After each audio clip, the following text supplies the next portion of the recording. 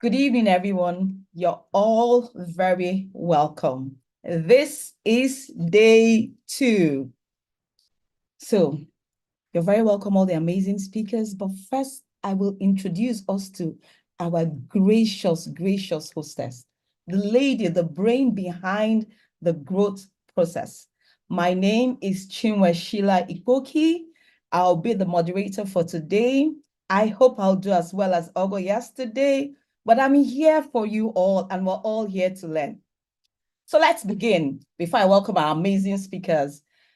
Noella Ugu, also known as the Growth Coach, is a resourceful and impactful business coach and trainer who has assisted individuals and corporate organizations to achieve outstanding performance in their personal lives and businesses.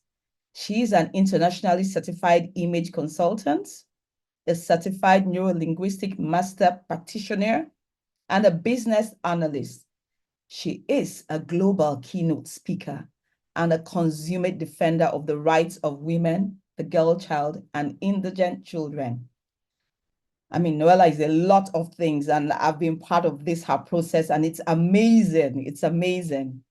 Noella's professional career revolved around banking for 9 years, where she established a sterling record of consistent high performance, hence the Growth Coach. Upon obtaining her certification as an image consultant from the Gloria Star Institute, North Carolina, USA, Noella set up Ben and Christie Heritage West Africa Limited, a leading training consultancy company in 2010. She leads a team of thoroughbred professionals that has successfully delivered bespoke intervention services in the core areas of business optimization and personal development to some of Nigeria's biggest corporate organizations. Noella has an amazing passion for waking up the giant in people and for unleashing the potential of young people. Through her annual Teens Hangouts, Career Hotspot, and Tech for Her, she has greatly impacted the lives of thousands of girls and young women and men across the world. She is the Nigeria Chair for Intercultural Dialogue with the G100, a global female leaders group, and a non-executive director at the Institute of Export Operations and Management, IEOM. In 2021, in recognition of her passion for women and the girl child, she was selected to speak to a global audience on gender-based violence and gender-based inequality during the 75th anniversary of the United Nations. The same passion has birthed this growth conference. If we're not here yesterday, you missed. However, the YouTube channel is there for us to get what is happening. So please, ladies and gentlemen, pop your names in the chat box. Tell us where you're coming from. I know you have from Nigeria, Uganda, India, Dubai, everywhere. It is a global conference. Over 1,000 people. Can you imagine? Over 1,000 people, and we will learn together. So Noella, without much ado, please, your keynote speech. Thank you.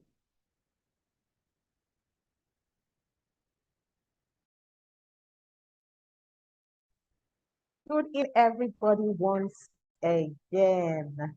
I am super excited to be here again and to see all of us looking very fresh and ready to learn. Yesterday was an amazing day. We were blown away by our speakers and the audience. Oh my goodness. The audience was just so animated. I mean, I couldn't have asked for more yesterday. It was an amazing session. Okay, so today I'm not going to really give a keynote speech, but just to say a warm welcome to everybody who is here joining us. Today is day 2 of this long-awaited conference, the Growth Conference, with the theme, Reinvent and Relaunch Yourself. Yes, like I mentioned yesterday during my keynote speech, this event is targeted at women. But we are so happy that we have a lot of men who are supporting us, who are rooting for women.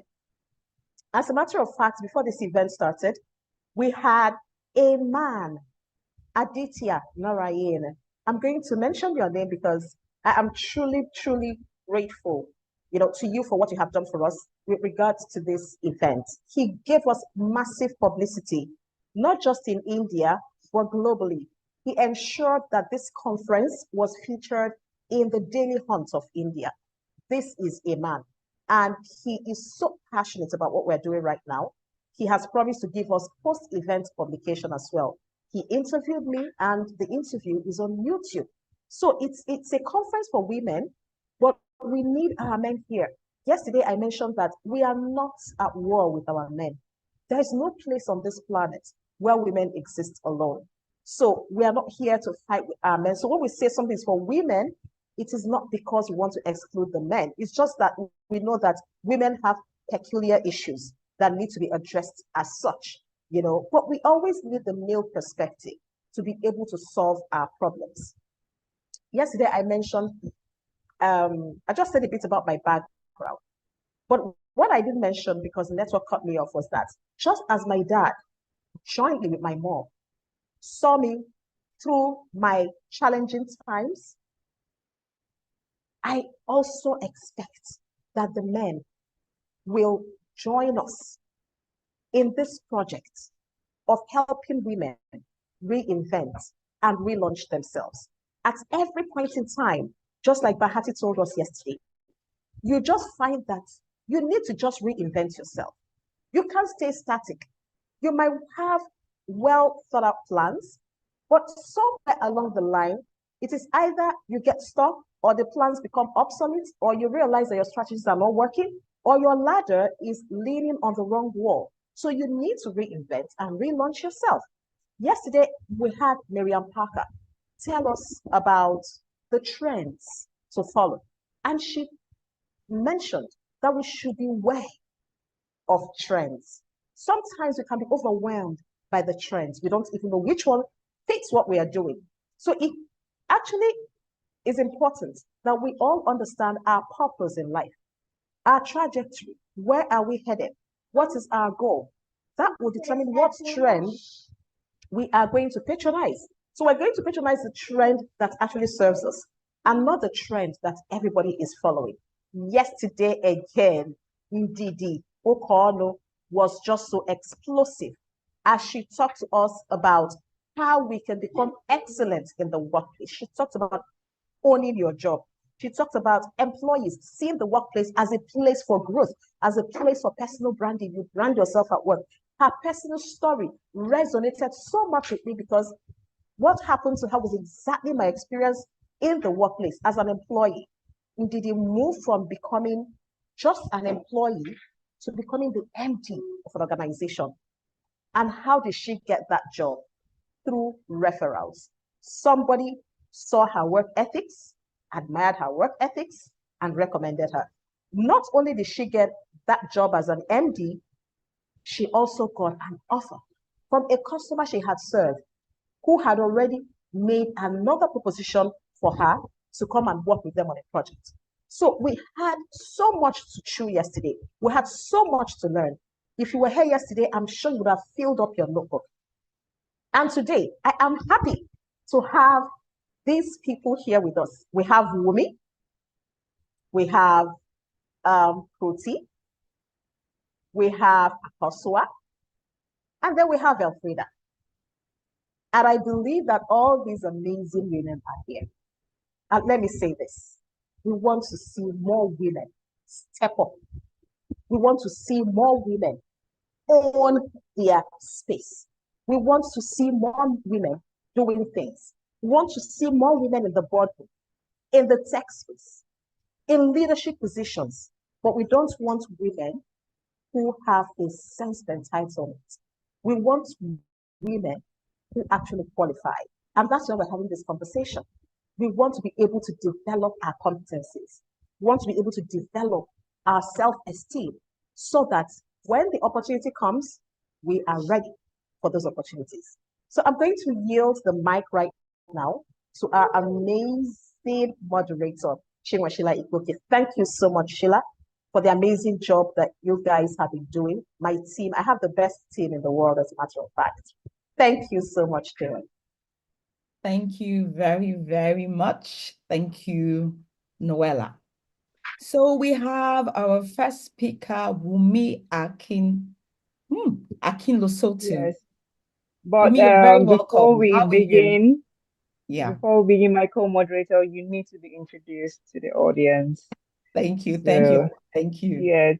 So, good evening, ladies and gentlemen. I'm not the co-moderator today, but I'm here to introduce my co-moderator, Chinwe, and just a brief no profile about her prowess.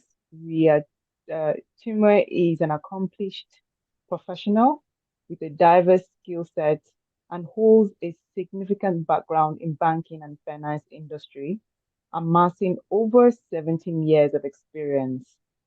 As an alumni of FGGC Abulama and Rivers State University of Science and Technology, she earned a BSc in Banking and Finance, followed by an MBA in Marketing Option, Export Management from Lagos Business School. Additionally, she pursued specialized education, obtaining a certificate in autism from UCL and a diploma in counseling from ICN, further enhancing her expertise. She's the founder of Retro Naturals and Retro Rentals. Chinwe has made impactful strides as an entrepreneur and investor. While currently primarily engaged as a homemaker, her entrepreneurial acumen and advocacy for neurodiversity remain integral aspects of her professional identity. Her dedication extends beyond professional pursuits as she actively champions awareness for autism spectrum disorder and neurodiversity, utilizing her voice to foster and understand and show support within communities. Chinwe's commitment to social causes extends to active volunteerism within her community. She's a passionate advocate for homegrown food and the importance of understanding food sources. She embodies a holistic approach to wellness and sustainability. And beyond her professional endeavors, Chinwe is an enthusiastic reader, enjoys engaging in a stimulating game of Scrabble, and finds fulfillment in her role as a dedicated spouse and parent. Recently, she expanded her expertise by attaining and obtaining a certificate in mediation from the International Mediation Campus, further enriching her skill set and demonstrating a commitment to professional growth and development. I can tell you that her background is coupled with her commitment to advocacy, entrepreneurship, and continuous learning, which underscores her dedication to making meaningful contributions to both professional spheres and societal well-being. So clearly, we are in the hands of someone who has a human face, and she's going to thrill us today. Thank you, Chinwe, and yield the floor back to you. Wow. Wow. Oh God, thank you. I didn't realize that was me you were speaking of, honestly. It's all you. It's all Thank you. you very, very much. So, ladies and gentlemen, without much ado, we'll be introducing Wumi. I will take you from yesterday. We will try and work with time. Please pop in your questions. Tell us where you're coming from. Take the tidbits, post it, be there. But now the time is all for Wumi. Wumi Akinloye, also known affectionately as Lady Wumi, is devoted to leading an intentional life filled with purpose and passion. As the founder of the Blooming Ladies brand, Blooming Ladies Global, and Blooming Ladies Cooperative Ghana, she has established initiatives that cultivate a supportive and empowering community for women. Additionally, she is the CEO of the Blooming Hub, a management and leadership firm. To Wumi, blooming is synonymous with flourishing, thriving, and attaining full beauty, power, and health. Her mission is to guide her members, clients, and all women in experiencing this abundance in their businesses, personal lives, and spiritual journeys, with a special passion for empowering women. And honestly, Wumi has been doing this years and years now before, everybody got embroiled in all of this. Wumi consistently supports female entrepreneurs across diverse cultures and industries. Her impact extends locally and internationally through events, trade shows, seminars, training sessions, coaching, and capacity development programs. Her expertise spans startups, for-profits, non-profits, cooperatives, and corporate organizations.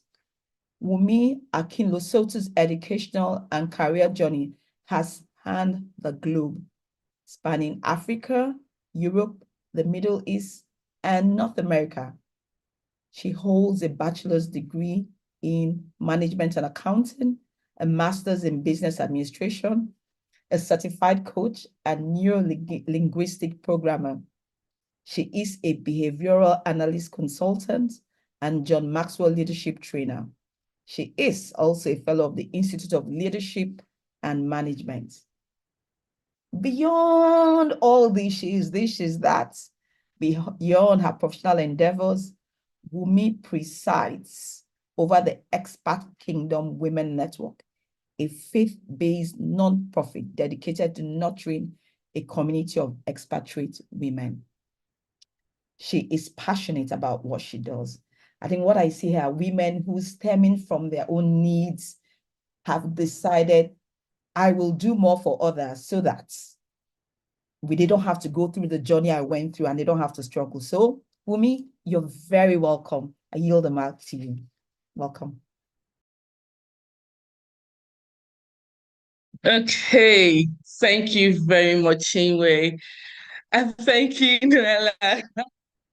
I'm laughing because when I saw Chinwe, I was like, okay, this is a reunion party for us, right? Noella and Chinwe, this is Good to see you. Good to see you, Wumi.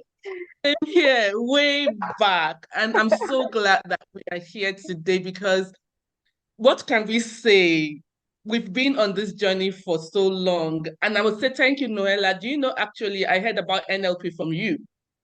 And I decided to go ahead and do my own certification also. I think I did it in 2013 or 2012, thereabout. So thank you. So you see that you can see the importance of community, the people you have around you. Chinwe also, I remember many years back.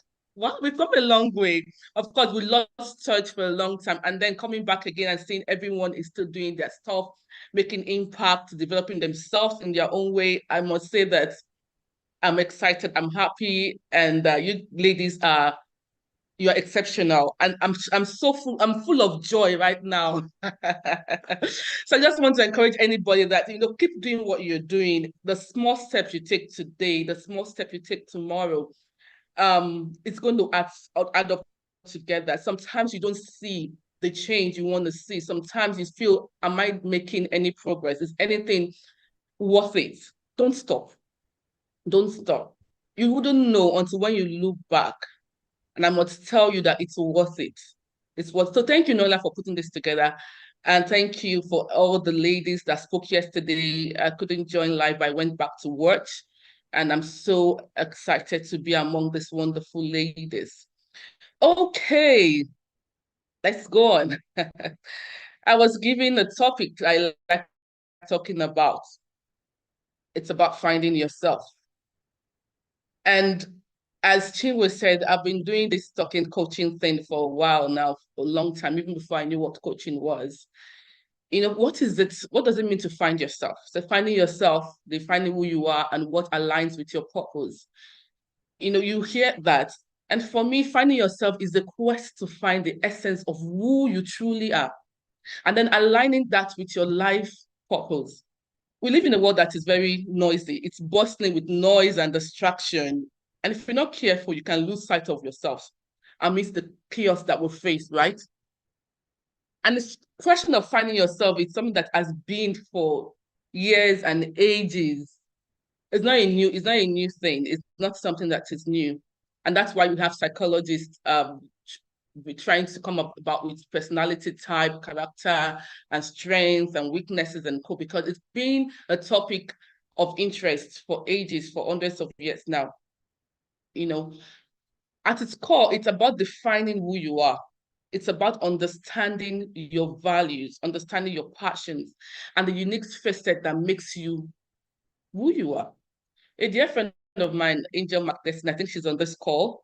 She's always says that define yourself before the world defines you. Because if you don't find yourself, I'm telling you that there are people out there that are willing to coin you into becoming who you are not. And even if it's not intentionally, just because you've not taken time to define who you are, to define what's your purpose, understand your purpose. I won't say define, uncover your purpose and really understand what are your values, understanding who you are and what you really bring to the table of life. Like I like to say, so you know it, you can become who you don't want to be. That's something that they used to say back then, that if you do nothing, that if you, how they say it, like, okay, if you don't do anything, that you fail, right? So you can be successful, you have to prepare to be successful. You do nothing, then you fail, right? You don't need to do anything actually to fail. You just don't do nothing, fail. And the thing about the journey to self-discovery is that is the process of peeling back layers upon layers. I like to tell this story when I talk about self-discovery. I did something when I was very young. I did something mischievous. I had a neighbor that was doing this birthday, and I got him a very small gift. I think the gift should be, I don't know if you can see, something this small. I wrapped it. For those of us that grew up in Nigeria, who can remember the St. Louis sugar, those cube sugar? Yes. So I wrapped it, I put inside that sandwich. I wrapped that one again. I got a bigger box, put it inside. I now send my younger brother, but this time this was like as big as some, like send my younger brother to go to their house to go and deliver it. And of course, when this gift from his mom, his siblings went to see what was inside.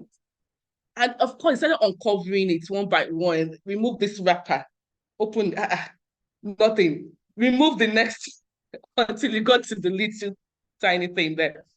Of course, the good thing is that for you, when you are unraveling yourself, the good thing for you is that you will not get to something tiny. You'll find gems, and then you find gifts, you find things that even yourself, if you didn't take that time to unravel you, to see what it is that you have inside of you, you'll be surprised. Someone says that your gift, your talent, everything God that's giving to you is God's gift to you. Your gift back to him is what you make out of it. But if you never took time to unravel what that gift is, or what your uniqueness is, or what is it that you bring to the table, or what is it that makes you different and makes you unique, then what's your gift to the world or to God, right? So I like taking that story because it just gives me that visual thing to see. So unraveling the influences that even shaped you and confronting the authentic self that lies beneath you. Because the thing is that we are all a combination of how we grew up, right? Our nurturing, our DNA, and even the life experiences that shapes you. So it's all combination of this. And being able to sit down to unravel these things and confront, to really know who are you, who is the authentic self, what is it that lies behind, and understand how things have shaped you, how they affected you, and deciding, do I want to continue like this? I can continue telling my story because this is how I am because of this. But do I want to continue that narrative, or I want to change that narrative and begin to do a work on me? So for me, finding yourself is an adventure into depth of your own thoughts, your feelings, and your aspiration. It's aligning with your purpose. It's the compass that guides your journey, right? Our journey, I wish I can tell you your journey is going to be straight. because mine hasn't been. Mine hasn't been. And I can tell you that for many people that are going to be on this call that will talk, they'll tell you that the journey is not been straight. It's been sometimes that details that you don't even think that will be there, that you never investigate, right? There are things that you would face that you never dreamt you were. But then that's where courage comes in. But aligning with your purpose will help you and be a compass that will guide you through the journey of your life to help you to make the right decisions. And finding yourselves about being always making decisions that resonate with your core values. So it can be in harmony with your beliefs, your belief system. For me, I think finding yourself, when I think I know, is not something that will fall on your lap. It's a journey that you need to take and being intentional about it. It's a pursuit for me, it's a pursuit of purpose. And it transforms your everyday life, even the mundane things that makes it move from being ordinary to extraordinary. Right. I'm looking at time. How am I doing with time, please? Yeah.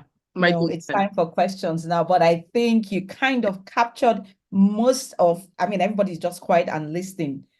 So okay. You said a lot of things, in snippets and in the story you told, but I'll just, before I get to the questions, the process of peeling back the layers, you talked about that while giving us the visual of the gift you gave. You also mentioned that we need to confront our authentic self. It lies beneath, and that the process of our confronting this authentic self to live for who we should be is a journey, it's an adventure. That's who we are. You spoke about our gifts, but you know what? Let's go to the questions because it's not for me to summarize for you. You always do an amazing job, Wumi. Can you please elaborate on the significance of self-reflection and introspection in the process of finding oneself? I think you've touched that somewhat, but if you could just elaborate. Are there any specific exercises, specific, techniques for us to achieve this, this goal for this process? Oh, thank you very much. I think I said that self-discovery doesn't fall on your lap. And I also spoke about the fact that we live in a time that is very noisy. Not to date myself, I'm not so old, at least I have a lot of people that might be older than me on this call. But when we were growing up, because I grew up also in Africa, we didn't have 24 hours TV. Yeah. Right. We didn't have internet. We didn't have mobile phone. I'm talking about when we were teenagers and even younger than that. So you could go to bed by 9, 10 and everything is quiet. You could be on your bed and actually reflect. And nothing is pinging beside you that you quickly want to check. You're not remembering that, oh, I've not checked my Instagram. So self-reflection, introspection is important, but we need to be now, unlike before that. Like for example, when I was younger, when I was a teenager, I was in secondary school, before I go to bed, before I sleep off on my bed, I try to think about how my day went. What did I do? Oh, I spoke to this person that way. Should I have said that? Should I have done something better? Because I have that space, So there's no way we are going to find ourselves. There's no way we're going to find our purpose. There's no way we're going to have self-awareness if we're not intentional about reflecting. Reflection. About reflection and introspection. Like you're looking inside, really. You're thinking about it and asking yourself questions. And asking yourself, okay, this is what happened today. This is how I spoke to this person. How should I have spoken? Or I did not talk out. So I didn't speak out today in office when I could have spoken, or I had an idea. Or this person did this. I was angry, but of course, I'm not saying that you should burst out in anger, but could you have been assertive? Could you have said something? No, those kind of questions. It also reflects on who you are, shows you what is your natural inclination. way of doing things. Yeah. Thank you so Okay. much, Wumi. And I think you've actually Sorry. touched a bit on the second. No, it's not that. You actually moved from the first question and kind of touched the second question, because second question says, could you share a personal pivotal moment in your life when you realize the importance of aligning with your true self? How did this experience shape your perspective on self-discovery? You've talked about it as when you were growing up and how every time before you go to bed, you reflect, could you have done this better? You've also actually, I think, taught the third question. What strategies or practices do you recommend for individuals seeking to define their true identity and purposes in life? How can one, I think this is one that you need to really touch on. How can one navigate this journey effectively? Because intentional introspection, reflection has taught this. But how can one navigate this journey effectively? Share. Effectively. Okay, thank you very much, Chinwe. Number one, thank God you said journey. So it's not as if we are going to get there suddenly. And we are all on that journey. Nobody is like, oh, I'm there. I'm fully there. I think let me know if you are hearing me. My connection is unstable. I can see that here. We can hear you. Okay. I can It's hear a you. journey. Thank you very much. It's a journey. And we need to be, number one, to be patient with ourselves. Right. It's a journey. Number one, I think, is the self-reflection and the self-awareness.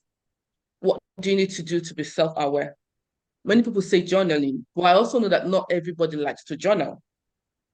I journal, I write, but I don't do it every time. But what I've also known that can help is like journaling, but you are speaking out. I love to take a walk and talk. If I can't write it, I can voice note it out. Right. That's one to journaling. Number two, like introspection, is like hindsight. I like to say that there are gems in your story. Right. For you to take time and think back when you were a child, when you were growing up, maybe when you were in school, secondary school, university, when they started working. What are the consistent themes or the things that keeps coming over and over? What are things that you can hold on to and say, yes, this is how I am. This is what has been happening. This is what I enjoyed doing even as a child. And I can see that it keeps repeating itself. It keeps repeating itself. Because you need to dig into the truth is that as a coach, and I know that and I believe that all the answers are in you. Most of the answers are in you. If only you ask the right questions and you have the right environment or the right people around you. The environment doesn't have to be physical environment. It can be a space where you are free to ask questions, where you're free to dissect things. So I said what journaling, introspection, like doing hindsight, going back to who you were, taking out gems from your story. Yes, from your story. And then personality tests, personality assessments. Why that helps is because that's different. you might not be able to articulate what those things are. Okay, I'm good at it. When you do personality assessment, it helps to see what your personalities are. You have this, you have MBTI, you have Myers-Briggs, and you have other ones there. Another thing is strength assessment. They are different. What are your strengths? And we want to focus on our strength. What this assessment does is that it's, like I said, it helps you, number one, see what you are not saying, what you could not put words to, what you could not articulate. And sometimes you see things like, wow, I never knew. But when you start looking back, that is true. I can see this. You see your strength and what it does for you. You can now focus on your strength. How can I use this more? Then finally, I was going to say something. What is that thing? I was going to say something. Okay, I'm talking about your story, going back to your story, self-reflection. I've spoken about personality assessment. Yes, feedback. Feedback. 360 feedback. Okay. Always do that. And I can assure you, when I do that many times, I'm like, wow, because some people tell me, oh, you are good at this. I'm like, really? And when you have that same thing from let's say 3, 4, 5 people that are not like family members. Somebody says that from this place, another person says that from your workplace, say that from your secondary school days, and that person said that knew you. Okay, it gives it makes you see yourself on paper more like. Okay. So those things help you. Thank you you. very much. I Thank you think so my much, time. Wumi. No worries, no worries. But what we want is to learn here. So I hear journal, it's not that easy. I hear take a walk. I hear think back. Who were you as a child? But basically do personality assessments, strength assessments, and then 360 feedback from people around you. The essence of all of these is to, catch into what you're not seeing. It's not all about your assessment, it's about the strengths that you can't even put a name to. And I honestly didn't see the assessment side coming. But there's a key question that has popped into the box, and I know we are behind time. But think about it and see if it's something you can give us a 30-second response to. It's very necessary. So it goes like this. Some people in the bid to be authentic act offensively. Where do we draw the line between authenticity and offensiveness? If you think you can deal with it in detail, pop it in the chat. But just give us a one-liner, two-liner that helps. Okay. Authenticity, being authentic doesn't mean that you have to be, this is me. No. Because being authentic also is that there's a higher self, there's a higher you. Do you understand? Yeah. For example, now I could be, even when you do your personality assessment, there are weaknesses in your personality assessment, right? You see the weaknesses. And that might be because of your upbringing, your DNA, how you were wired, and also the life experiences. That doesn't make it right. So we have weaknesses. If you are mean, it's a weakness. You work on it. You deal with it. You can be assertive, but not aggressive. Good. So if I'm aggressive naturally, because that is how I'm brought up, that is my personality, I can work on it and decide I will not be that person because I need to be my higher self. So because there is, sorry, 30 seconds. There's so it's like it's a skill, right? So this is you. You can decide to be you on this level and be you on this level. On that level. Good. On that level. So we keep getting, and that's why it's a journey. It's a journey. You can't say this is how you are. No, it's not acceptable. It's not, no. Thank you. Thank you so much. Thank you very much. I like one word that kept popping out of there. Be your higher self. You know what? If there is a take home for us today, it is be your higher self. And honestly, this question has actually linked us to our next speaker. Wumi, thank you so much for how you have handled this today. You can decide to improve. So we'll be spotlighting Kruti Shah. Kruti is a global mindset coach. So you can imagine, Wumi has just brought us into this. Kruti will probably dig deep and tell us how to work on your mind. I'm not going to do her job for her because I mean, she's the expert here, but do we see how everything is linking up? Do we see?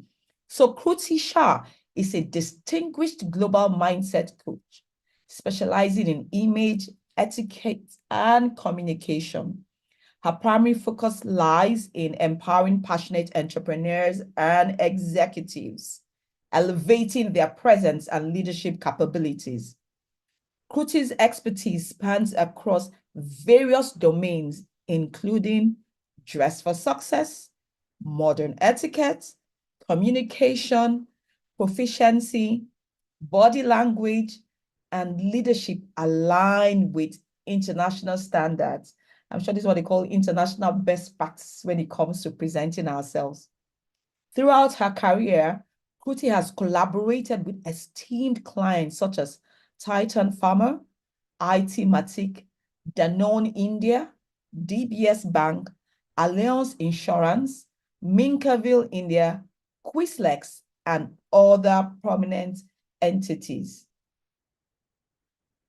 Wow, I don't even know where to start from. Kruti's notable achievements include her certification as a licensed global mindset trainer from Protocol Today Academy in the Netherlands.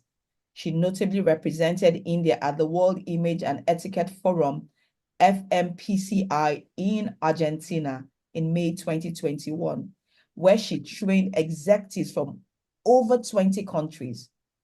Her global reach extends to having trained over 1,000 executives. Take hold of those numbers, though. Over 1,000 executives, and mentored more than 25 high-profile CEOs, assisting them in enhancing their charisma and leadership magnetism. In addition to her coaching and training endeavors, Kruti Shah has established herself as an, excuse me, this is bad, as an esteemed international speaker representing India at various forums. She also contributes valuable insights to a globally renowned mindset magazine. Thank you. Welcome, Thank you. Kruti Shah. I think I need my water now. Yes, please, please. Thank you very much for that introduction, Chinwe. And thank you, Nola, for having me again.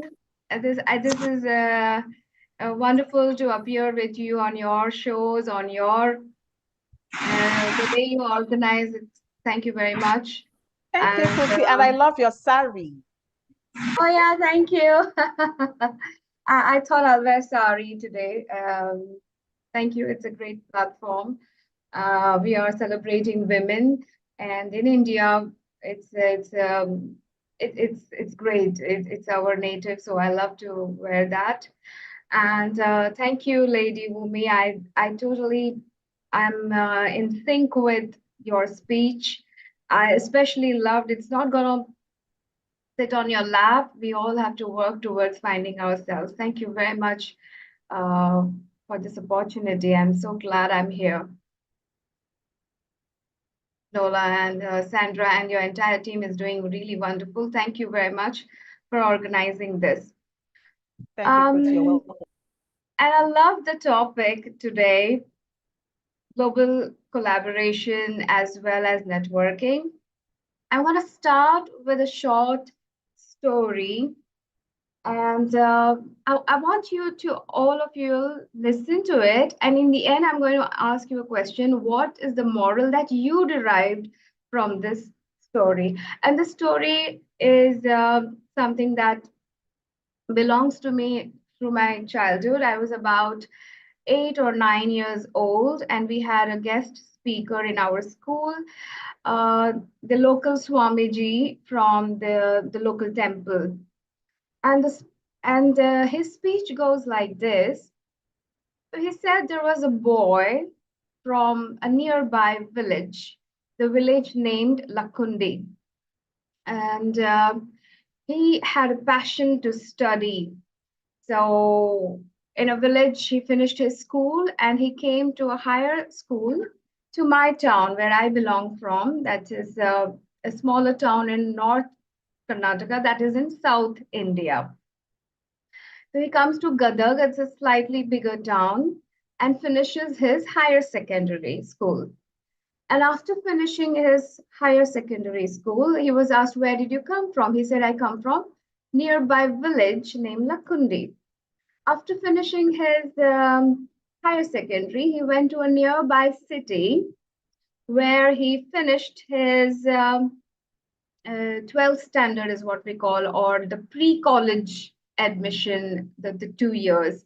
So there people asked him, where did you come from? He said, I come from the nearby town and not the village, because people don't know village. So people will resonate to the town. So he said, I come from the nearby town called Gadag. And then after finishing his pre-university college, he goes to the degree college or the graduation college. And there, that is in a city of bigger city called Dharwad at the university. And there he says, I come from the nearby city. From the Hubli Dharwad, he goes to Bangalore to finish his post-graduation. And in Bangalore, people ask him, where did you come from? And then he says, I come from a place, a city that is in North Karnataka. From Bangalore, he got a job and he went to New Delhi. He did his internship in New Delhi. He was studying aerospace and astronaut to become an astronaut. So he went to Delhi to finish his first internship. And during his internship, he gets selected at NASA. So from New Delhi, he goes to NASA to finish his first job as an astronomer at the early stage of his career. And people ask him, where do you come from? And he says, I come from India. And that's what people recognize over there. And then the life takes him to space and to different planet. And then what happens? And then what happens is in the transit, when he reaches the new planet through NASA, it's a life-changing moment for him because after finishing his research and all at the new planet, his spacecraft malfunctions, and then he has nothing else to do. So he thinks only and only if he could find another human being and say where he came from. So, what do you think should be the moral that we can derive from this little story? Quickly, could you please type into the chat box so I can see what all answers I can get from here today. If only we could find another human on another planet.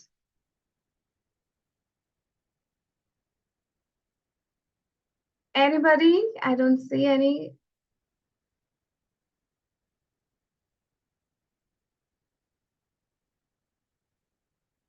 Be open, Chinwei. Okay. Tell people what they relate to. Uh-huh.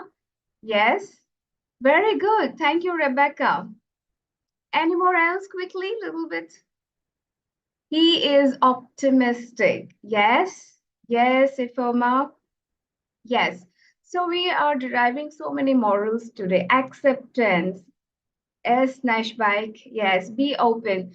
Always be better for a higher version of each time. Yes. So what I derive from this story is networking and collaboration is our innate human nature, and we are social being and we cannot live alone, and we should be thinking beyond just who we are as an Indian or an African or just an American. We should be really thinking beyond that, just that our existence belongs to just one planet, and hence networking, collaboration, global mindset will bring us more near so that we can work together for our all betterment. We are all rooted to this beautiful planet, is what I wanted to tell, and I'm open for questions now. That was brief, concise, and to the point. Thank you, Kuti. So, ladies and gentlemen, Kuti is here to tell us about how we can collaborate for growth, and we should not do life alone. So a few questions. In a digital age where networking occurs just like this one now, both online and offline, how can individuals strike a balance, between these mediums to actually cultivate meaningful connections and collaborations? It's not just, we've had a chat. Beyond this, how can we connect and really make it matter? Thank you. Yes, Chinwei, thank you for that question. We should be really be thankful to this digital era, which has made so many things possible that we are able to connect right now. Here in Mumbai, it's 12 a.m., 12:30 a.m. in the midnight morning, 12:30. And elsewhere it is evening, elsewhere it's morning, elsewhere it is some other time zone. And we are still connected through this digital era because we are able to see each other, hear each other, understand each other, because we are able to see our and express our emotions and thoughts. So that's the part of visibility. So being visible, being talking that you are there from the other part of the world, talking that we are doing this women conference for the betterment of women and our society. The visibility part plays very important role. So that is the number one part of that. And then once we have worked on creating visibility, connecting with people, we move on to the next level, that is credibility part. So how we created this credibility? People have known, at least Nola has created 3, 4 times what I know, since we know each other. Our relationship has since grown. I think during COVID, we hosted the first international seminar for women. And since then, our friendship has grown, although we have never really met. And now I'm really looking forward to meet Nola someday. Imagine we never met each other before. We are from the two different parts of the world. Very rare possibilities that we could ever meet if there was no COVID, or if there was no online era, online digital platform. Very rare. But today we are good friends. We work towards helping each other, and I'm here, and that's the proof that visibility to credibility, and that leads to profitability. When I say profitability, it's not always what you're looking for, what you are always in to look for, what you're looking for, but also what value do you create for each other. That's the intention that comes into play. And yeah, so our friendship, this is a great example how our friendship has grown. And not just this, I can give plenty of such examples how digital era, meeting online and then you meet offline, there is a difference. The credibility that has already been established, and your relationship can really grow to a next level where a lot of people can benefit from it. Thank you very much, Kuti. You actually have touched on the second question, which is, could you share an example from your own experience where a collaborative effort or a network of connections significantly contributed to personal or professional growth? So the next side of that question would be, what key principles or strategies did you prioritize, and what lessons can we draw from that experience? I mean, if you could just elaborate a little more, that would be great. Oh, yes. So it is all, Chinwe, it's all in the mindset.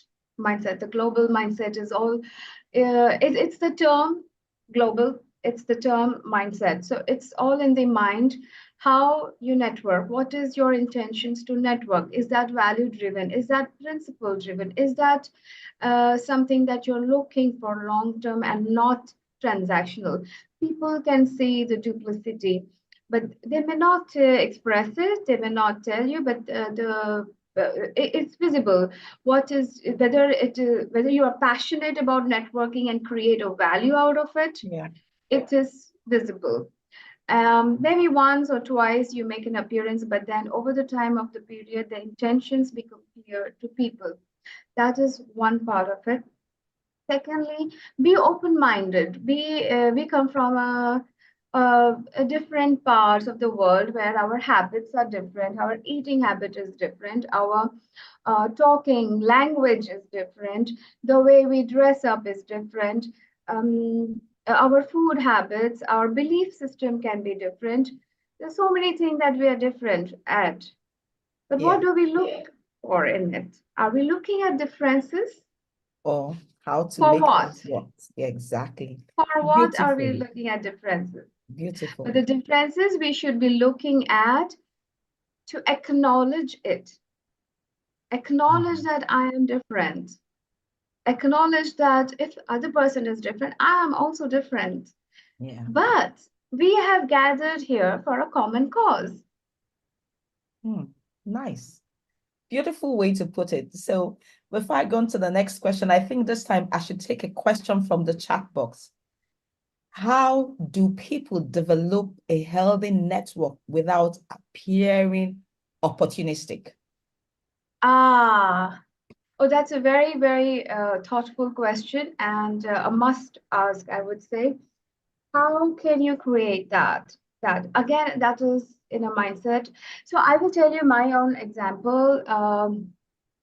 I have worked in several companies. I grew by hard work and all that. That's fine because everybody does hard work. That's nothing big deal. But my life changed. My own life changed when I had a shift in my own mindset. That networking, and if you really have to grow, if you really have to find that purpose of why that intentional networking is, that little shift that gave in my mind changed my life. And since then, I have grown from here, where I was just lingering here, to here. And that formula will work on everybody, whoever applies. The intentions behind your work, networking is what?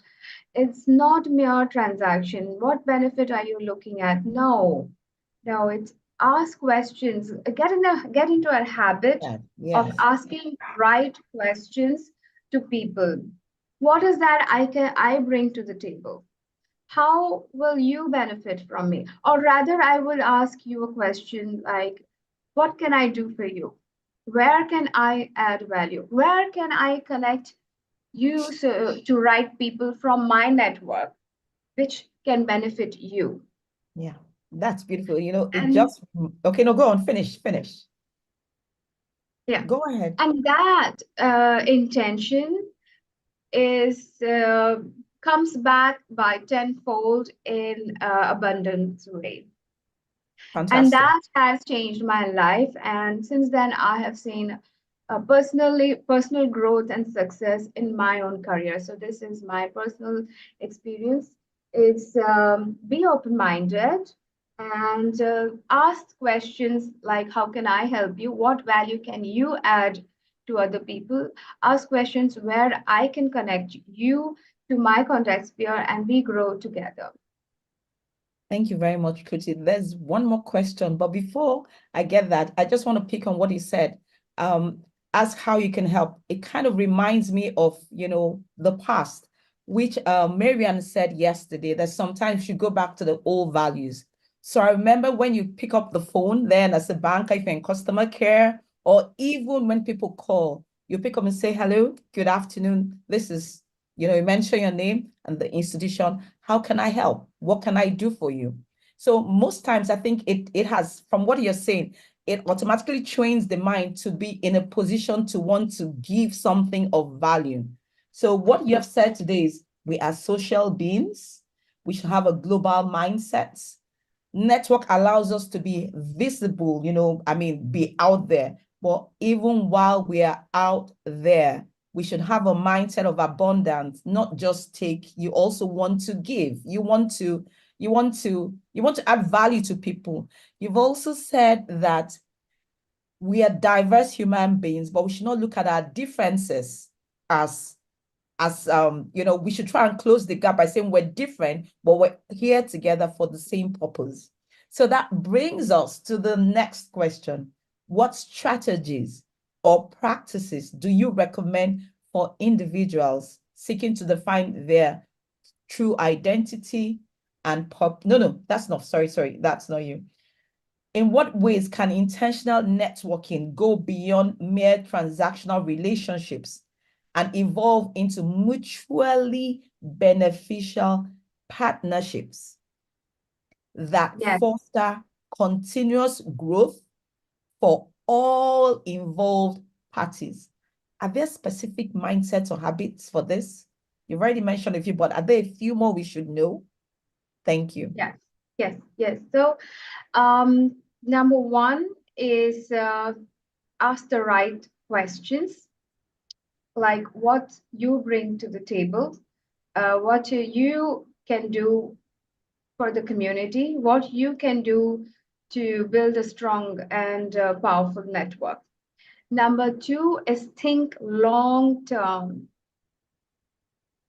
not just transactional. Think long, building on long term relationships.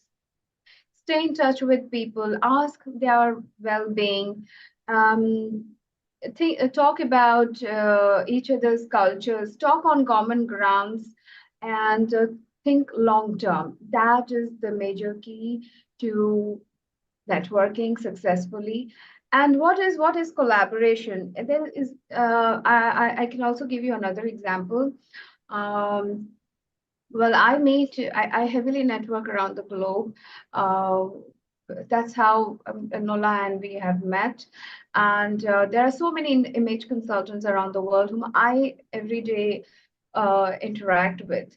And do you think another image consultant is an competitor, or there's an opportunity to collaborate? Beautiful. Thank you so, so much. So ask the right questions. What can you bring to the table? Think long term. Stay in touch with people. Think complementary, not competitive. Fantastic. Thank you so much, Kruti. This has been a beautiful, quick and brief, concise mindset of abundance and willingness to share session that we have had with you. Thank you so, so much. I don't know if there's any other question in chat. If not, we'll be having Sterling Bank over to tell us more about what they told us yesterday. Thank you, Kruti. Thank you so much. That was amazing. Thank you, Thank you. Kruti. Thank you. Ladies, share your reactions, please. I'm sure we have all been doing justice. Hey, Nola.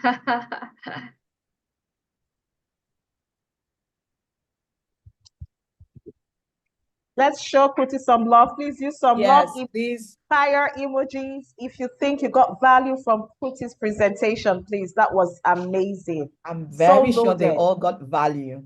Yeah, she shared so much in such a short time. In such a short time, she shared so much value. And we actually need to implement a lot of the things that she mentioned here, really. You know, a lot of people have become quite opportunistic. And that's why I asked that question. So you just see people, they just come to you because of what they can get, but they don't think there's something they can give. And people look at rich people, influential people, and they think they don't have any needs. Of course, they do have some needs. So before you can ask someone to help you or to network with something you feel in your life, ask yourself, what can I do for this person? Good. Okay, even if all you can do is when the person makes a post on social media, share the post, like the post, comment on the post. That in itself is generosity. Okay. Noella, yeah, I've said it all. That's why you're the growth coach. Rashida, you were raising your hand. I suggest you pop your questions in the chat. Most times we'll take it. Amazing, amazing. In fact, Kruti just tapped some real nuggets. If we go to the YouTube channel, I'm sure we'll have, we can watch it all over again and we can learn. This is the growth conference. We're here to learn, to grow. And honestly, what better time is it for us to grow than the early part of the year? Sandra, I think Sandra is from Sterling Bank. Please, you have the floor. Okay, thank you, everyone. Good evening from over here in Lagos. It's a pleasure having to be here and listening to all the wonderful conversations we've had yesterday and today. So from Sterling Bank, right? Sterling Bank recently launched an initiative which is called the Momship. Now, the background to this initiative is it is tailored towards supporting mothers who are stay-at-home mothers, mothers who went on career breaks, possibly to take care of their kids, right, or any other situation, and giving them the opportunity to be able to have practical experience, develop new skills, and possibly build confidence to succeed in a professional setting. Almost putting to the fact that we can be mothers, we can be wives, we can be women, but nothing has to change because of who we are. Now, this initiative, aside this, also feeds into all of the other initiatives that are specifically targeted towards women. Initiatives that cover employee resource groups, how women can actually climb up the professional ladder, other initiatives targeting mid-level women, showing you how you can level up and be leaders as you should be, and that we can take and own spaces. Initiatives covering maternity hub, you name it. So why am I listing all of this? It's very important that as organizations, we identify and understand the employees that we have and be able to create and collate targeted resources, right? And targeted initiatives that would drive and bring out the best in our employees. Because at the end of the day, you want everyone to live their best lives while doing their best work and adding value. So this is majorly a call for we women. We've listened, and also for our female supporters here, the males in the house who are here forever supporting women, understanding that we are who we are and we can be better. We are better. It's really an understanding that it's not just one person that drives such initiative. It takes an organization. It takes our supporters, our partners. It even takes whomever you are. We all just have to be intentional to understand that we are women. We can be whoever and whatever we want to be. We own spaces. We can and we should be able to take up these spaces. We are boss moms. We are who we want to be, and we can take over the world at whatever and however opportunity that presents itself to us, and we can achieve that. Thank you, Chinwe. Thank you, Noella. This is a wonderful platform, and I'm glad to be here to be able to share such initiative with us all. Sandra, I'm coming personally to meet you. I know that my nursing days are quite a little over, but we'll be back with all of them. You have Please to come. arrange a project for us. Thank you so much, Sandra. Definitely. Ladies in the house, please let's Thank you so go much, over there Sandra. and ask more questions. Welcome, Noella. Yeah. Thank So you. we have Aosa Osei, founder. Is Aosa in the house? While waiting for her, let me read her profile. Do we have Aosa here, please? Yes, please, I'm here. Fantastic. You're very welcome. Aosa Osei Thank is you. the founder of Be Tech Connected. You know, I love ladies in tech, honestly. An organization empowering young people for the future of work while bridging the gap between African talents and global tech opportunities, with a mission centered on skills, development, training, and mentorship. Aosa spearheads initiatives that resonate with the rapidly evolving landscape of technology and employment. And honestly, that landscape is rapidly evolving. As the convener of the Future of Work event, Aosa brings together tech leaders, industry players, professionals, and young minds. This conference serves as a platform to educate and empower attendees on navigating the challenges and opportunities presented by the future of work. With over 5 years of experience as a business development and tech sales professional, Aosa has worked and consulted for tech startups such as GoGo Wash, Aya Headquarters Techstars, Cello Foundation, Developers in Vogue, Digits, Survey 54, now Safio, FHL Group Africa. Her expertise extends to moderating conversations, making her a host for business and tech events. Meaning that Aosa can even come and take this my job for me and introduce herself and do everything. That's the versatility and multifaceted side of women. In her upcoming speaking engagement, Aosa Osei will share insights into the transformative work of Be Tech Connected and her perspective on how women can leverage technology for growth, not just in their personal lives, but careers and businesses as well. Her mantra is that an individual skill set is not solely dependent on years of work experience, but rather on hard work and perseverance. You see, we keep hearing hard work and perseverance. this conference is true to self. Akosua, you are very welcome to the Growth Conference, and we are here for you. Thank you. All right. Hello, everyone. Good evening. Can you hear me, please? Loud and clear. Yes, we Awesome. can hear you, Akosua. All right. So, okay. Thank you for having me. It's a pleasure. I'd want to say Allah for the invitation and to the other for putting together Salah, initiative. I know for the start of a year like this, everybody is looking for initiatives like this to pep themselves up, to prepare themselves for the year.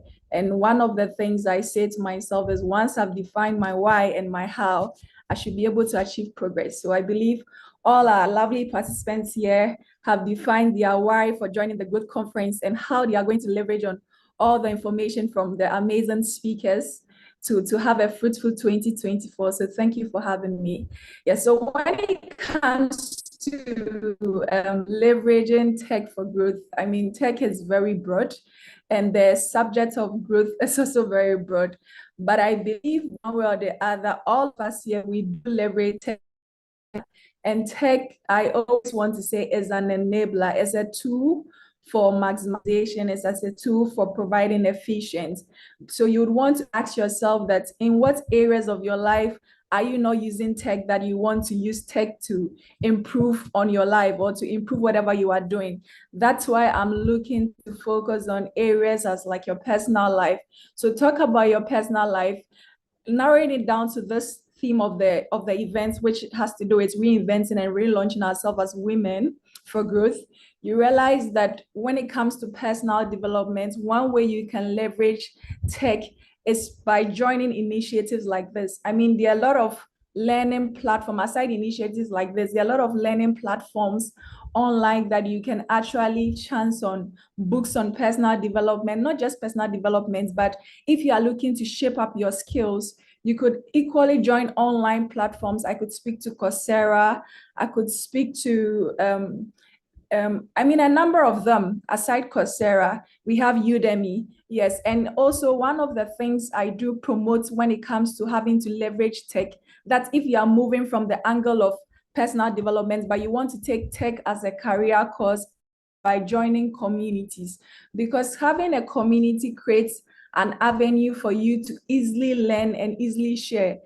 Tech can be very tough for someone who wants to venture into it as a skill for career, because when you are starting as a beginner, there's a lot of challenges or there are a lot to it that you have to navigate on your own. But if you have a community that you are part of, you can be in learning groups that you are sharing like challenges with people who are similar as you, who are looking to, grow in their tech field or looking to, have a tech skill to make money or to build a career in. So I do encourage people to join tech communities. There are a number of tech communities.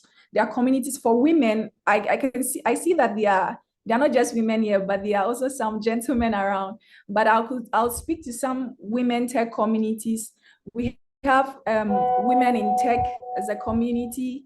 We have Black Sis as for Black women who actually want to learn STEM courses. We have Tech Connect Africa. Tech Connect Africa is a global community that gives people access to global opportunities like jobs, internships. So if you are looking to go beyond your scope of environment for jobs when it comes to tech roles, you could check them out. I'm going to share a couple of resources in that regard with probably the administrator or the host so that they could share in the comment section or any other place that all our listeners or our viewers here would have access to. Now, looking at leveraging tech and business, I'm going to also tackle it from the point where we are running small businesses. You know, when you're running a small business, there are a lot of facets to the business that you might not have the bandwidth of cash to hire labor for. But tech can actually help you to reduce your cost labor. How? By leveraging on certain tools. For instance, you want to put together your accounting. There are tools like QuickBooks. There are aside QuickBooks, there are other applications that you can actually leverage on that you could put your finances together. You are looking to go about your HR. An amazing thing about tech tools is you realize that most of these tech tools gives you the avenue to start on from the free version before you can actually improve by subscribing to a paid version. So these are avenues that these are some tools that you leverage in your business. We could look at Canva. Who here doesn't use Canva? I mean, if you are starting up, you might not have the cash to go for a pro graphic designer, but Canva gives us the leverage for all of us to be designers. There are people doing crazy stuff with Canva. There are people creating websites actually with their Canva, and you have to also be a self-learner if you really want to leverage tech. And amazing thing is we have YouTube, which is a university.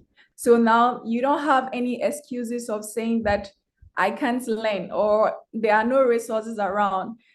Tech itself gives people the platform to have access to an array of information everywhere to be able to empower themselves. Yes, so that's what I would want to speak to. So the subject on leveraging growth, I believe, is not as if we are targeting it from the angle of personal development, career development, there are so many opportunities and applications that tech makes it possible to have access to attract growth. If I'm going to touch it from the point of having to learn tech skills or looking to enter into tech as a career, now there are a couple of things that probably there are some people here that you are looking to venture into tech, but then you are considering what kind of skill or role would suit you. One of the things I always advise people is, what are the things I always tell people that look at your qualities? I mean, what are things that you are doing now that it's easy for you that you can easily maximize with tech? For instance, if you are somebody that you are interested in art, you are interested in trying to put things together like design, all that. If you are considering a tech skill, you know that the closest by is probably UI UX designs or probably graphic design. That's if you want to go on the side of technical. If you're a salesperson, you are a customer service, you can actually venture into tech, leveraging on these skills by coming out as a customer success person or a tech salesperson. If you are someone that you are very analytical, and you want to play with charts, you want to play with numbers, you could consider data analytics. If you are somebody that you are not just inclined with data, but again, you want to also go to programming, you could consider the software engineering and the software development courses as well. So that's what I want to, start with. Thank you. Thank you very much, Akosa. I hope we are not rushing you, but let's shoot straight with the questions, because with the questions, it actually identifies what people want to know. But a few things I got, tech can be tough, but we need to join the community. But the community will make things easier. You have communities for women, you have the one Women in Tech, and they have Tech Connect Africa. It gives you more global visibility and presence. And we are all aware that the way today is AI and technology, or rather technology. I don't know which is which, but technology is the way to go. So our question for today: amidst the abundance of tech solutions available, how can individuals or businesses discern between trendy technologies and real transformative technologies that genuinely align with their goals? Oh, can you hear me, please? Yes, I can hear you now. I think you were a little frozen. Did you hear what I said? Yes, I missed some parts of the question.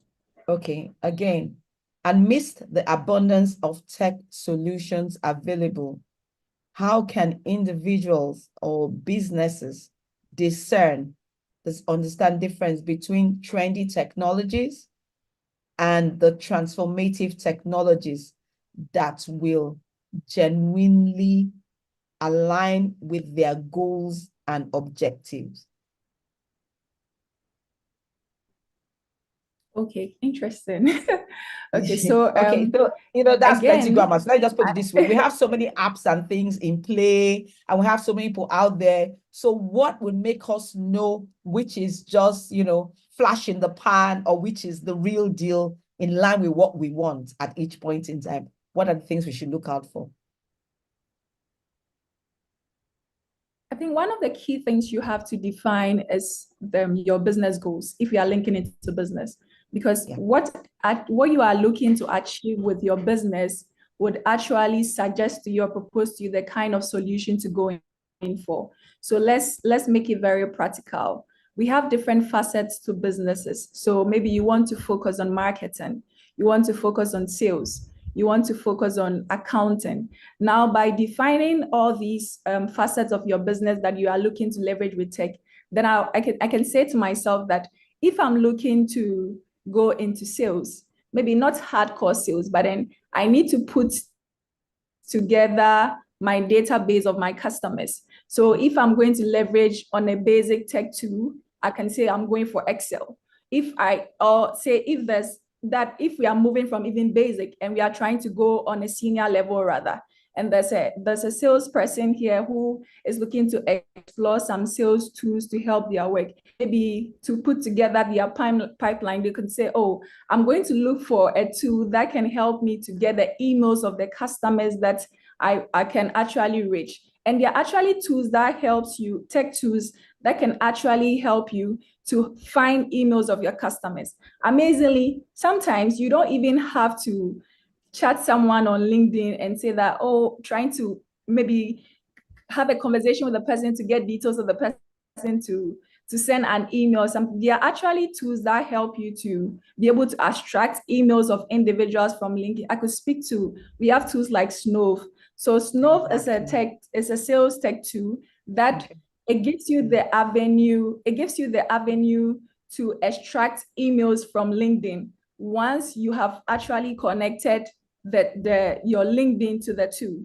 So automatically, when I go to say Nwele's page, and I actually issue the command, it can actually extract Nwele's information, her name, the company she works with, her name, the company she works with, and any other necessary information that has been made available on her LinkedIn. Fantastic. So these are some basic tools that people can leverage.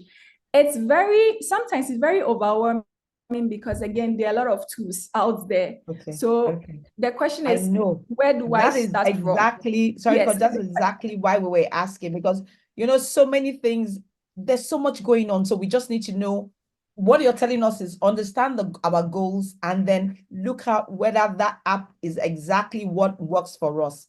So basically, we understand there's a glaring gender gap in the tech industry. Why is this so? I wanted to add a bit. Please, Sheila, do you mind if I add up to what I was saying? Go ahead. So considering the fact that there are a lot of tools available, there are a lot of apps out there that sometimes it can get overwhelming.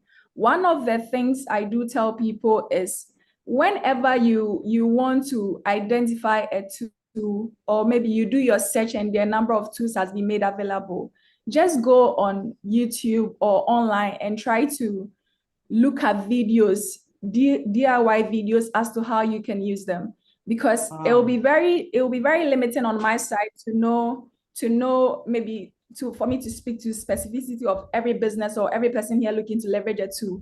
But the basic or the start for you could be, once you search for, maybe you are into accounting, you could do like a normal search. You go like, I'm looking for a tech tool that enables me to put together my budget. A number of them can pop up. So you could actually select some, go on YouTube and watch videos on which one that could work for you based on the information you get there. And that makes it easier in terms of choosing. I hope that answers the question. Yeah, that was sometimes you want to get, like I said, the elephant out of those real tough questions. Yes, you have really touched the base with this. So I was saying, there's a glaring gender gap in the tech industry.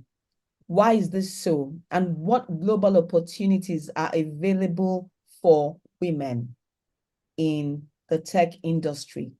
I know you've already touched about how they can access through communities, but these two questions, I think they go hand in hand. How can you speak to that? Okay, so talk about the underrepresentation of women in tech. I mean, it's a global issue and it's something that has been there for long. But I can speak to some reasons why it's so, which looking at the past, we could tell that there were a lot of societal stereotypes where certain jobs were termed masculine. And we could even look at the fact that on the side of engineering, sometimes you go into the universities, even now, you go into the universities, and if there are, say, 30 people in a class, you can get, say, about 3 women just be in the class. Because I believe also that the skills or the various programs in tech or STEM, hasn't been made, should I say, attractive enough for women. And there's this perception that, I mean, once I'm in tech, there's a form of limitation. The funny thing is I was on a platform, a speaking platform, when people had this conception that as a woman in tech, you need to dress in a certain way. You can't have your wigs, you can't have your makeups on. And all these are misconceptions that people have. So imagine young people are coming up and they are looking to explore opportunities in tech. And then maybe they look around also and they don't see women in tech. So even in leadership roles, the ratio of men to women when it comes to tech leaders, it's low on the side of women. And that is something that has to be encouraged. Where also in companies, I believe that companies have to put together their working environment in such a way that it's very comfortable to women. Because you see, for women in tech, once as women, we have a lot of obligations, especially if you are married or you have caregiving activities that you do aside jobs. You could feel like tech is not a role for you because you feel like you have to spend your entire time, I mean, behind your laptop trying to work and all that. But if we can have a lot of education or create an atmosphere in various companies that allow women to freely work as they have to aside their other obligations, I think that would encourage more women in tech. Also, on the side of government or policy, if there are policy initiated to encourage or there are investments made towards encouraging young people into tech by sponsoring, say, NGOs or NGOs who are embarking on education of helping more young people in tech. I think that could also help because there are a lot of actually organizations out now trying to campaign for women in tech. And when it comes to opportunities, a lot of them has been made available for women in tech, but we still have low numbers because also I feel like tech hasn't been made attractive enough for some of these women. And even with these organizations, there's little to which they can do because they are limited to resources. So these are some things I believe that hinder that causes underrepresentation of women in tech. Yes. Okay. So the next question would now be which country has the most women in tech and why do you think that is so? If you could just handle that in about 30 seconds, because we really want to know what's happening and if we can actually look at what they are doing. So which country has the most women in tech and what can other countries learn from them? Okay, I think there was a follow-up, there was a question before this one. There was a 2-in-1 question. Yes, okay, that's so it's like global opportunities available for women in tech. Well, you already tackled that when you were talking about communities we can join and the hubs. So because we didn't have much of time, so which country has the most women in technology and what can other countries learn from them? So basically, if it's a Ghana, if it's a Nigeria, So so based on stats, there's based on variations and statistics that has happened over time. I can speak to just one country, but I could talk to a number of countries that have actually done well when it comes to representation of women in tech. I could speak to countries like the States, US. I could speak to countries like Canada. I could speak to countries like Portugal when it comes to their workforce. I could speak to countries like Norway. And I believe some of the things that has contributed to high representation of women in tech in this country is, for one, is some of these countries actually have invested in education for women in tech, and they've opened up opportunities to get more women in tech. Aside that, some of them have implemented initiatives. So from a very national level, they've actually made it easy or encourage more women to venture into tech. So most of these young people are coming out, or most of these young girls are coming up, and they already have tech as an option to use, other than other countries where tech is not really like a major focus in the various schools aside other studies. So they come out of school now and they know that, oh, aside what they've studied in school, they can actually learn certain tech skills, so that they could consider tech as a career. So these are some, not policies, but these are certain things that play to some of these countries having, more women in tech. Thank you very, very much. In fact, even from the people, from our guests, the delegates and so on, they're even adding more suggestions here. Tech hasn't been made attractive enough for women, focusing on giving girls an unbiased foundation. That's exactly what you said. Investment in education on tech for women helps to, set for a more inclusive, community for women.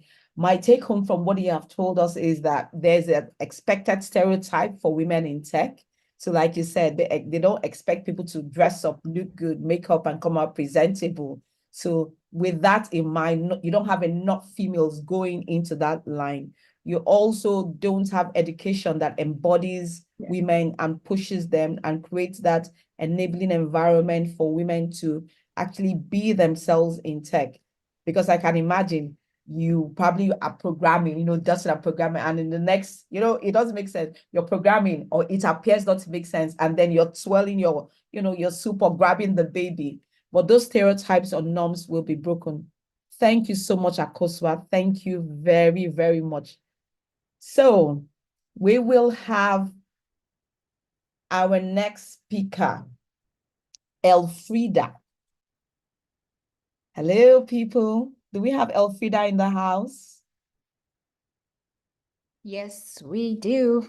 Hello, Alfreda. How are you? You're very, very welcome. So let us introduce Alfreda Sheriff.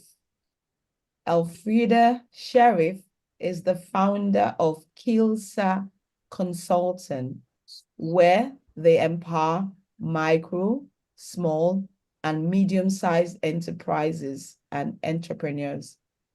Alfreda has over 17 years of business management experience working with large, medium, and small firms. She has experience in strategy, startups, entrepreneurship, trade promotion, economic development, and international policy management. Through her work at Kilsa, Alfreda has supported over 3,000 small businesses and startups and entrepreneurs. She's passionate about women's economic empowerment and works diligently to support women-owned businesses. Alfreda has also worked with a wide range of clients, including development organizations, government agencies, multilateral agencies, Fortune 500 corporations, and non-profit organizations in the US, Nigeria, Liberia, and Ghana. She has an MBA in entrepreneurship and strategy management, an MBA in international business, and an MSc in international policy management from Kennesaw State University. Alfreda is a certified business development services provider. Can we welcome Alfreda to the floor? Alfreda, I yield the mic to you. Thank you so much. Can you guys hear me, Chinwe? Can you hear me? Yes, we can. Loud and clear. Fantastic. Go ahead. Okay.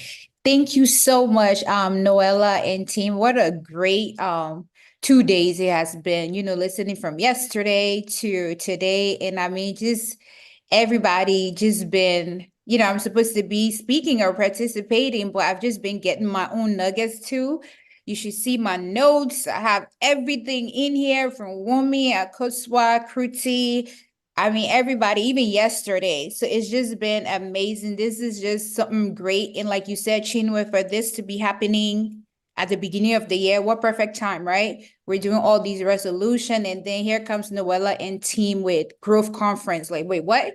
Even if I wasn't like speaking, I would still be here. That's how good, I knew it was going to be. So Noella, thank you for having me. Thank you, your team. Thank you, Alfreda, for being here. Yeah, excellent work. So we're just going to talk a little bit about monetizing your skills or, your talent or anything that you have. And it's interesting, Noella, I don't know if you guys did this intentionally by making the monetization at the last, because it seemed like everything else, just listening to everybody's like, whoa, I'm going to touch on that. I'm going to touch on that. So everything from before, it just adds to what I'm going to say, or it plays some role, whether it's technology or, self-awareness or your mindset or networking, everything adds into this. So I'm listening and I was just smiling. I was like, let me find out Noella, knew what she was doing by putting this to the end.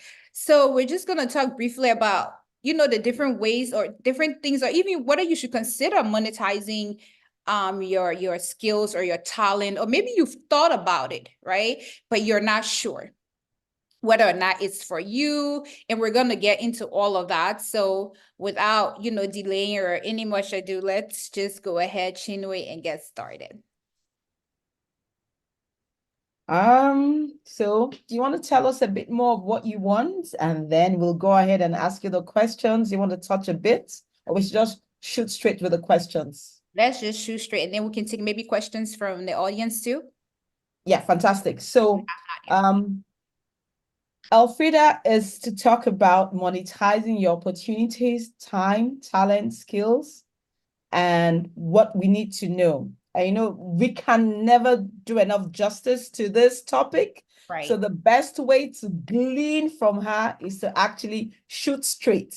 Actually, shooting straight should be one of the, nuggets. Yes, let's Understanding what one knows and what people want or need is key to successful monetization.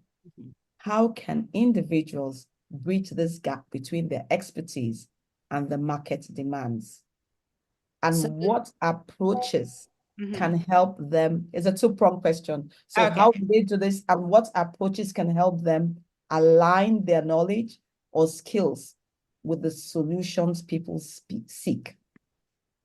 Okay, so the first thing will be is you have to identify, what you're good at, right? We talk about skills. If you're going to be monetizing somewhere, you're going to include technology. So again, it's just awesome that we had Aosa in the beginning talking about technology and the different ways, or maybe groups or communities you can join to improve your skill, right? Because technology is going to be an enabler. Right? So when we talk about monetizing, we're talking about using technology. How can you do it? How can I get online? So I have a certain skill set that maybe I'm not even sure of. Like sometimes, as women, we can tend to, look down and be like, who's going to pay me for that?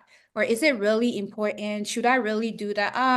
And just talk down, the imposter syndrome comes in and we just go down on ourselves. But you have to identify what you have. What is that skill set that you have? What do you have maybe that you're passionate about? Because you want it to be something that, I don't know if you guys have heard the phrase that if you do what you like, you don't have to work a day in your life, right? So you want it to be something that you're good at, there's something that you like, something that you're passionate about. And then that way, when you get to monetizing, you're able to present maybe this unique experience for your audience. Because that's what it's going to get to. What are your audience looking for? What do they find value in? You want to be able to provide that from your own unique perspective. So it's going to take some digging.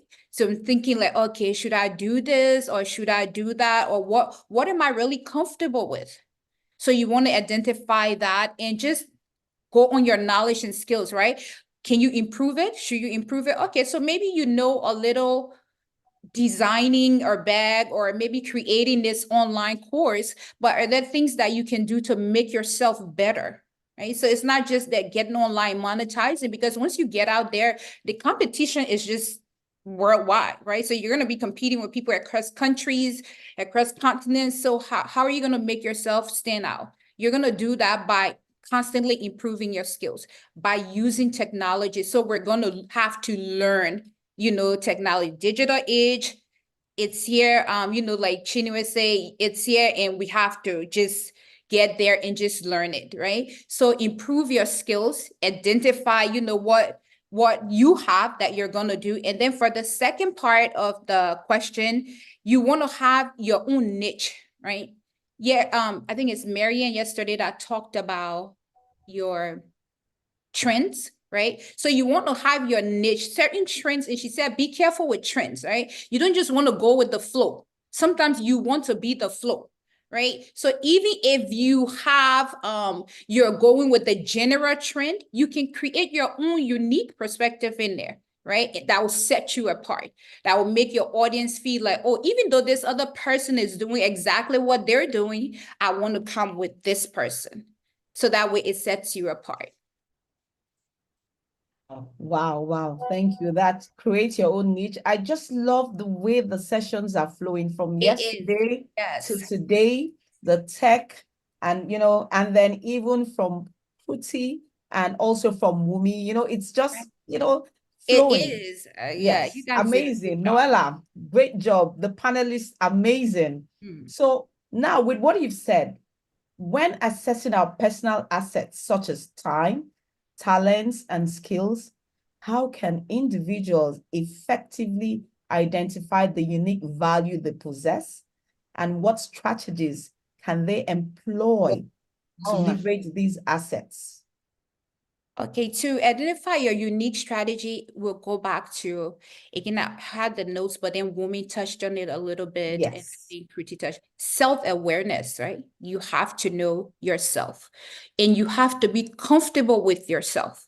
You have to know who you are and let that be okay. And if you do you journaling, or you have your different way, you're talking to people, you're getting feedback, maybe you're asking your close friends, maybe you're asking your boss, you say, okay, what do you think I'm good at? Sometimes we don't even know what we're good at because we so often like just minimize who we are.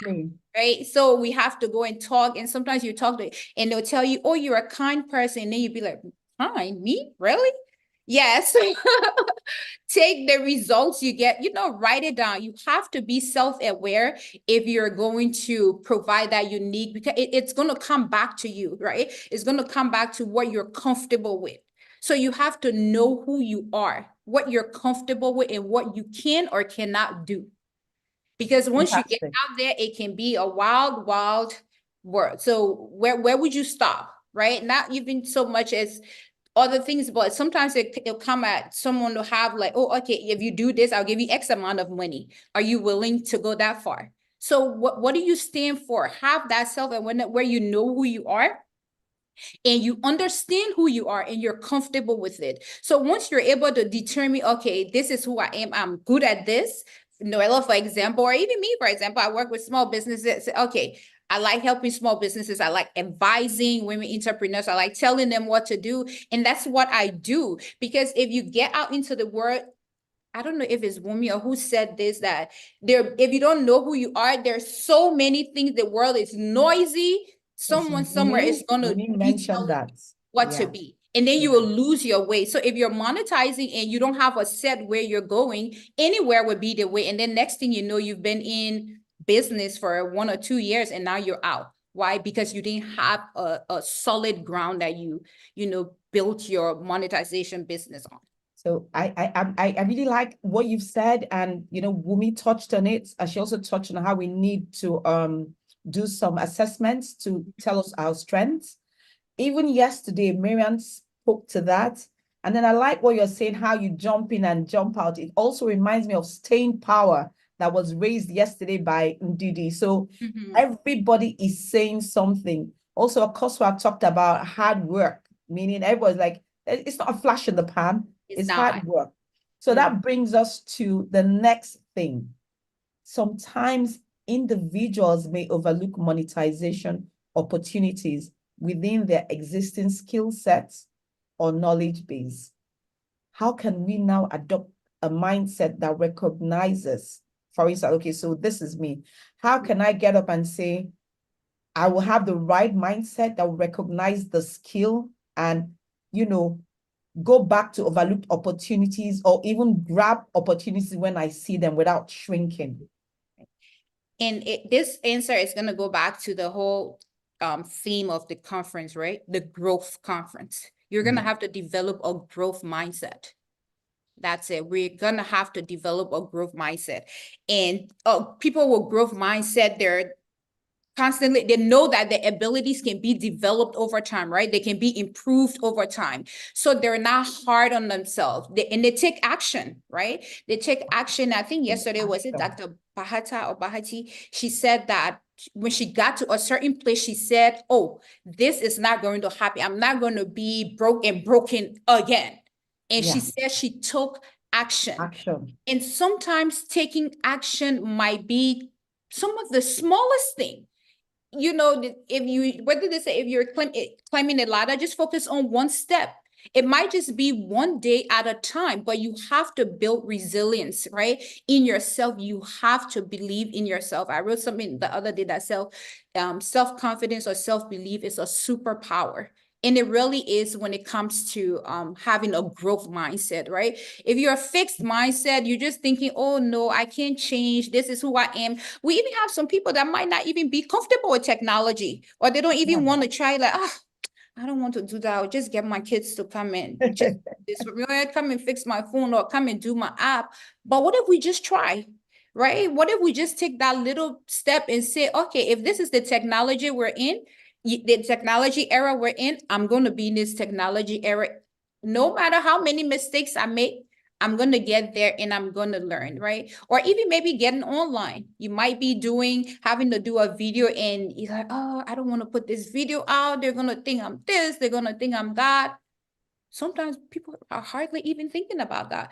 And even if they're thinking about, so what, right? Everything that's going on in this world, you are not worried about what you're worried about the video that I'm putting up. Okay. So you have to have that growth mindset. You have to put in effort. It's going to take hard work, right? And that's why I said the growth mindset, or having a growth or fixed mindset, all the speakers before, they just touched on it. That's why I was just laughing and saying that, how did it just worked out, Noella? It really worked out because my notes just kind of went in with what they were already saying, right? So monetize, sometimes we overlook it, like I stated before, because sometimes we have imposter syndrome, right? We think we're not good enough. Yeah. We think we're not good enough, or we think our talent or skills are not good enough. Can be better. We downplay, like, oh no, I don't want to go online. But the person that you're seeing online is because they've just maybe sidelined their own insecurities and they've gotten there. And they're doing it, and they just take that one step. Okay, first you have to find what it is that you're good at. You have to find that thing that you want to do, right? Take action.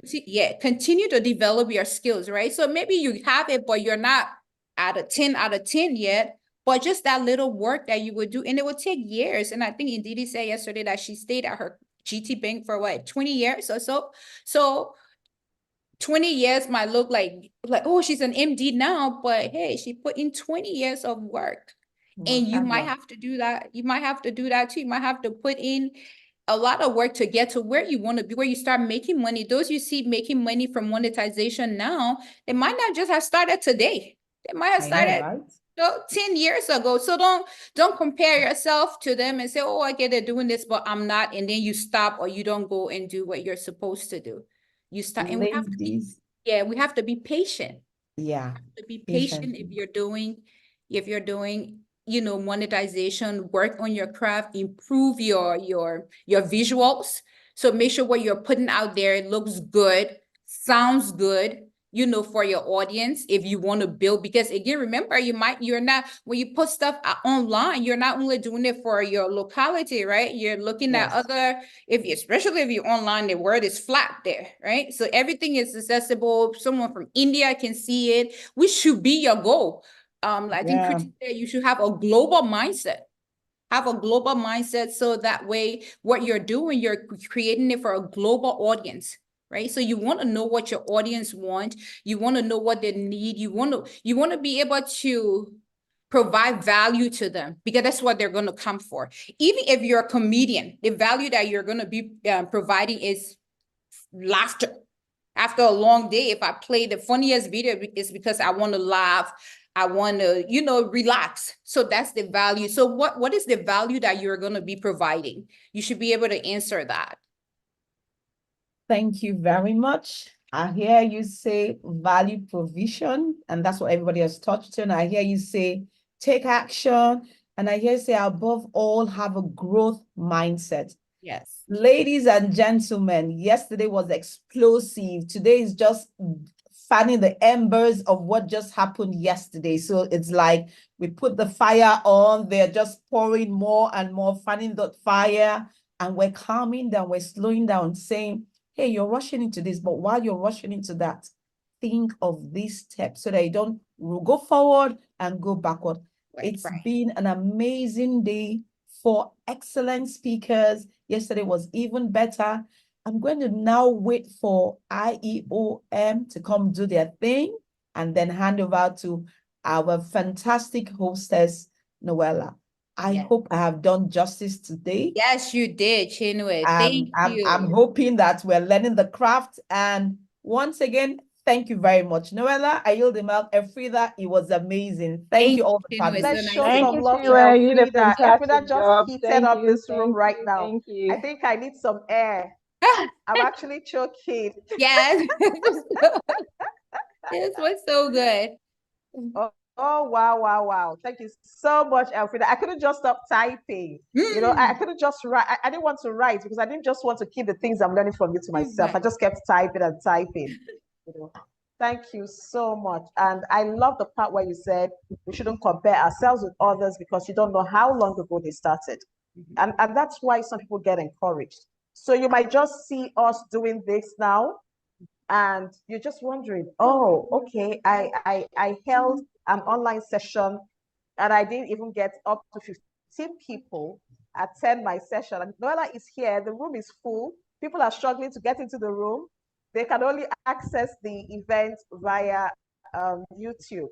But the question is, how long ago did Noella start? I've been doing this since 2011. So this is how many years now? 13 years, right? So just follow the process. There's a process to everything, and you can't skip the process, trust me. And for everybody out here listening to me, listening to all of us, if there's something you have to do, build depth, develop depth in whatever you do. Don't vacillate from one idea to another idea, because that actually makes you shallow, very shallow in what you do. And it's only a matter of time for people to know how shallow and hollow you are in your claims. A lot of people parade themselves to be what they are not. They just love the titles. I'm a coach. I'm an expert. I'm this, I'm that, I'm that. But when you engage them one-on-one, you just realize that they're empty. It's one thing to brand yourself. I'm an image consultant. Part of what I do is also brand people, but it's one thing to brand yourself. Yes. Branding yourself is just like the billboard, right? Okay, you branded yourself right. I liked what I saw, the visuals, everything. And then I come in and I engage with you. Am I going to be as impressed as I was when I saw the billboard? Right. I don't want to come to you and I get disappointed. So thank you so much, Alfreda. That was a bombshell. It was a safe Akosua. It was Wumi first. Yes. And then the temple was building. She handed over to to Kruti. Yes. Up a notch. And then Akosua came, just added some spices, and then you just came and lit the fire. So thank you so much, ladies. I'm super proud of the ladies, man. I'm sure our guys are proud of us too. Thank you so much, Alfreda. When How women is Netherlands, by the way? Thank you. When women come together, magic happens. Absolutely, I agree. Yes, I agree. Thank you. Thank you. So, Chinwe, I yield the mic to you. I think you're calling up IEOM, right? Okay, so IEOM, we're expecting you online. Please come and, yesterday I missed that session a bit. So Let's hear what you have to offer. As a matter of fact, some people have been calling me based on Yes, the honestly. presentation by IEOM, and I told them to be patient because after this event, we're actually going to organize something on exports, specifically on exports. We have 16 countries represented in this event. And so with the Free Trade Agreements for Africa, ACFTA, it's going to be much easier for us to do some global business. And with other non-Africans in the house as well, why not? Why not? So I think IEOM, Noel, I will have to hand over to you. IOEM, my apologies, can't seem to get on board. I think timing and network. So, however, I promise you all that even me, I'm waiting for them. So we'll get a lot of information later today, maybe via network or tomorrow. And again, I yield the mic to our gracious hostess, Noella. Noella, I can't thank you enough for what this. can I say, I Chinwe? can't Thank thank you you enough so for this much session. It's explosive. for So an amazing moderator. You just did a fantastic job. Thank you so much, Chinwe. Thank you, thank you. Thank you so much to our speakers, Wumi, Ruti, Akosua, and Alfreda. God bless you all. Thank you. You have just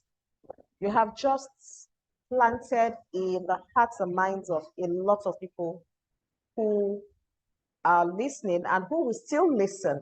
You know, words are like seeds. We don't even know in which direction they'll go. We don't even know what kind of trees those seeds will germinate to become. But one thing is sure, these words cannot just fall on arid grounds. And it's evident from the chats that we read here, you know, online real time, people's feedback and their takeaways. I was discussing with someone today. I think it wasn't Didi. She called me to just say a few stuff about what happened yesterday and also commend us about on this project.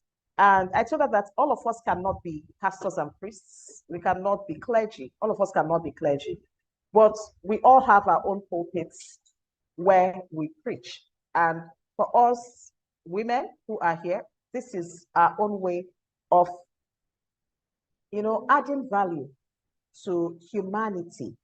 And we say thank you to our speakers and very, very importantly, thank you to the audience for being very active, for participating, and for spending time with us. Our moderator, thank you so much for your excellent time management skills. We have promised ourselves that this event shouldn't exceed 9:45. And yesterday and today, we were quite on time, on point in our time management. Thank you so much. Tomorrow promises to be another amazing day. So please keep it with us. Make sure that you tell your friends, your family, your colleagues, your associates, and even your enemies. You know, start this year not keeping grudges. Even those people you don't like, just try to help them. Because that's the only way you can just, you know, dilute the bad feeling that their memories erupt in you. So thank you, everybody. God bless you. See you tomorrow, and let's keep growing. Bye.